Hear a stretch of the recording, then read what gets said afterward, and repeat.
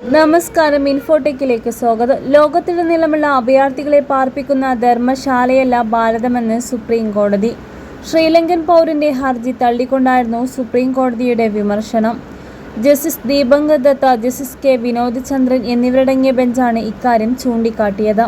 ശ്രീലങ്കയിൽ ഒരു കാലത്ത് പ്രവർത്തിച്ചിരുന്ന ഭീകര സംഘടനയായ ലിബറേഷൻ ടൈഗേഴ്സ് ഓഫ് തമിഴ്നാടുമായി ബന്ധമുണ്ടെന്ന് സംശയിച്ച് 2015 അറസ്റ്റിലായ ശ്രീലങ്കൻ പൗരന്റെ ഹർജി പരിഗണിക്കുകയായിരുന്നു കോടതി. 2018 കോടതി ഇയാളെ കുറ്റക്കാരനാണെന്ന് കണ്ടെത്തുകയും 10 വർഷത്തെ തടവിന് വിധിക്കുകയും ചെയ്തു. പിന്നാലെ മദ്രാസ് കോടതി ശിക്ഷ ഇളവ് ചെയ്ത് 7 വർഷമായി കുറച്ചു. ശിക്ഷ കഴിഞ്ഞാലുടൻ രാജ്യം വിട്ടു പോകണമെന്ന് കോടതി നിർദ്ദേശിച്ചു. തുടർന്നാണ് ഇയാൾ സുപ്രീം കോടതിയെ സമീപിച്ചത്. വിസ ഉപയോഗിച്ചാണ് താൻ ഇന്ത്യയിലെത്തിയതെന്നും സ്വന്തം നാട്ടിൽ തന്റെ ജീവൻ അപകടത്തിലാണെന്നും യുവാവ് ഹർജിയിൽ പറയുന്നു. ഭാര്യയും കുട്ടികളും ഇന്ത്യയിൽ സ്ഥിര താമസമാക്കിയെന്നും ഹർജിക്കാരൻ പറഞ്ഞു. ഇതിന് മറുപടിയായിരുന്നു സുപ്രീം കോടതിയുടെ വിമർശനം.